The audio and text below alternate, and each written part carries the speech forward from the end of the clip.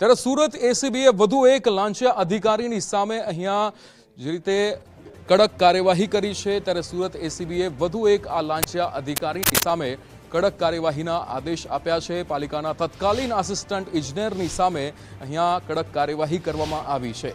વધુ એક લાંચો અધિકારી કે જે કુલ 68.98 લાખની અપ્રમાણસર મિલકત અંગે ગુનો નોંધવામાં આવ્યો છે તેની સામે આરોપી લાંચા અધિકારી રસિક મગન પટેલની સામે ગુનો દાખલ કરવામાં આવ્યો છે। કુલ આવકની સામે 68.98 લાખની અપ્રમાણસર મિલકત મળી આવી હતી। આ વધુ એક લાંચો અધિકારી કે જેની સામે એસીબીએ અહીંયા કડક કાર્યવાહી હાથ ધરી છે। 70.13% વધુની અહીંયા જે રકમ મળી આવી છે ત્યારે 2011 થી 2020 દરમિયાન પાલિકામાં આસિસ્ટન્ટ એન્જિનિયર હતા નિવૃત્ત અધિકારી રસિક મગન પટેલની એસીબીએ ધરપકડ પણ કરી લીધી છે। વધુ એક લાંચિયા અધિકારીની સામે સુરત એસીબીએ કડક કાર્યવાહી હાથ ધરી છે। પાલિકાના તત્કાલીન આસિસ્ટન્ટ ઇજનેરની સામે ગુનો દાખલ કરવામાં આવ્યો છે।